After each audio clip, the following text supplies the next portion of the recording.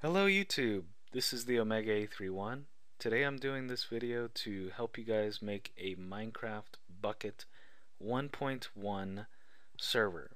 This server does not have plugins, but I will be making another video that will have pre-configured plugins for a PvP, survival, and a creative server already configured that you can just download, drag and drop, and use. So, first thing we need to do is look in the description and you'll see links to files.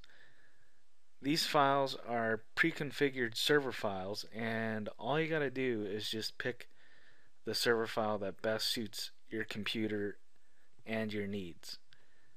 So what you'll need to do is click on Start, right click Computer, go to Properties.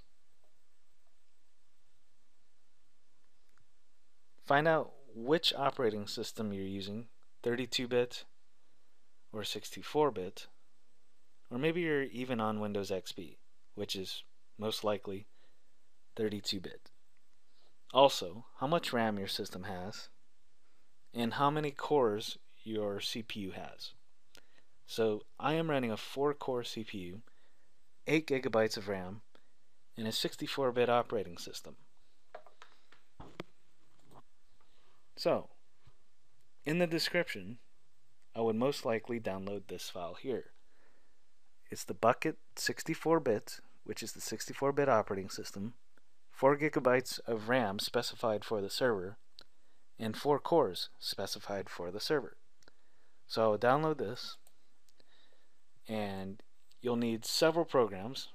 The links are also in the description.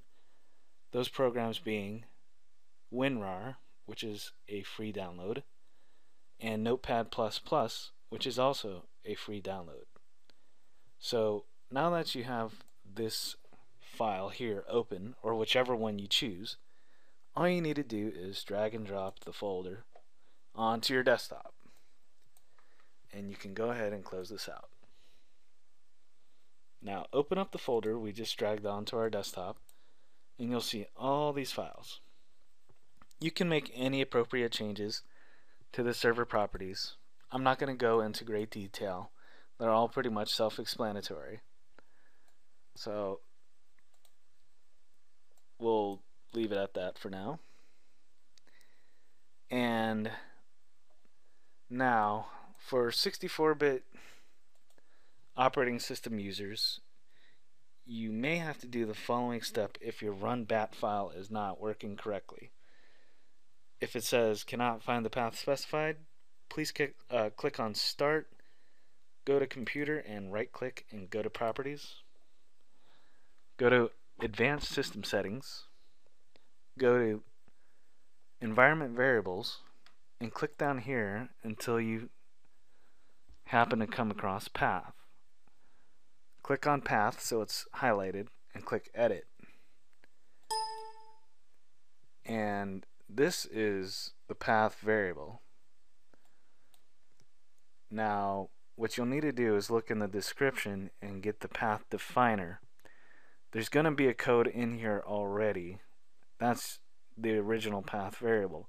Do not erase the original path variable.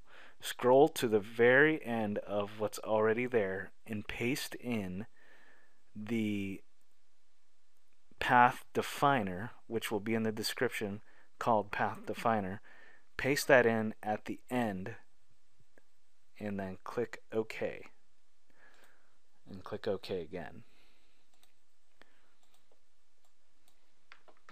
And now you should be able to run your run batch file.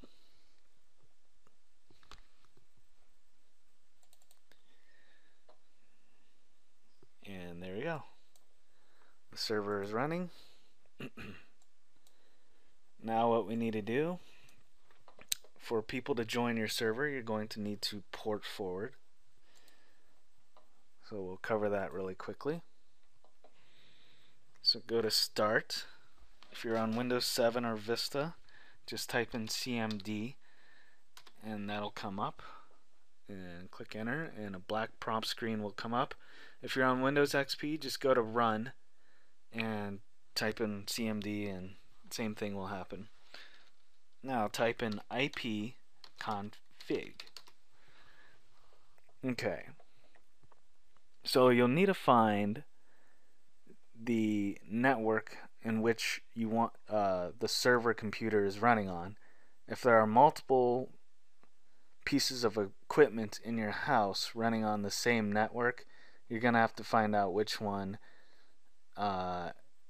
is linked to your computer.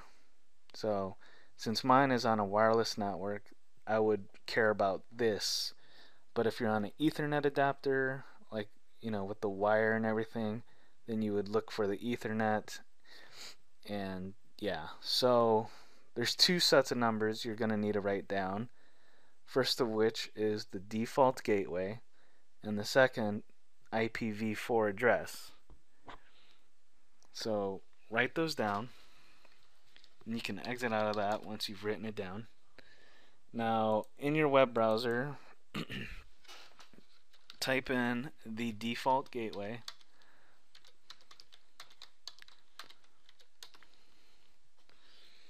and as you can see, I have a D-Link router.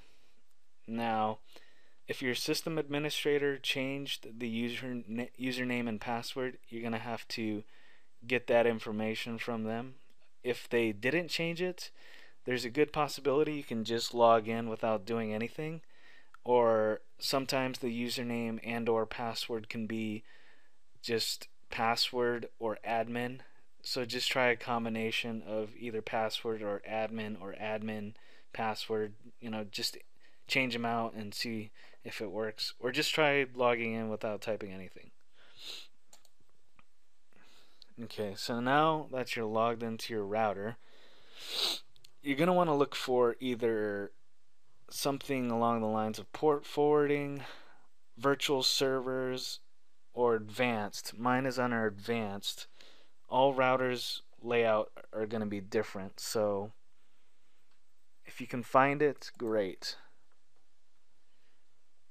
So here we have my port forwarding part of my router, and you're going to want to give the title or name. I just called it MC. And then for the TCP and UDP, port forward port 25565. That is the default port for Minecraft. Unless you change it in the server properties, then you're going to have to change it here. But by default, it's set to port 25565. And so you're going to want to make sure it's TCP and UDP. And where it says the IP address, you just type in the IPv4 address that we had gotten earlier, that we wrote down, and make sure the box is check marked, and then save changes. And your router will have to be rebooted, and once it's rebooted, people from the outside world should be able to join your server. Oops, I did not mean to do that. Now, to get the IP that you need to give to people for them to join your server, go to Google and type in IP chicken. So IP chicken, you just click on the link and write down the IP that shows up, and that's the IP that you will need to give to your friends to join your server. And let's see. Oh yeah, and to join your own server, sorry about that, I don't know why I said it that way. To join your own server, just gonna do that now. Type in local host, and you're in. And that's it, you guys. Hopefully this was quick and easy for you guys and very helpful, and if it was, please thumbs up and favorite it. And I'm trying to get 1,000 thumbs up within 3 months, if that's possible. I'm not a, this took a lot of time, so I'm just, it would mean a lot if I got 1,000 thumbs up. So thanks for watching, and stay tuned for my plugins videos that I will be making in the near future. Talk to you guys later. Bye bye.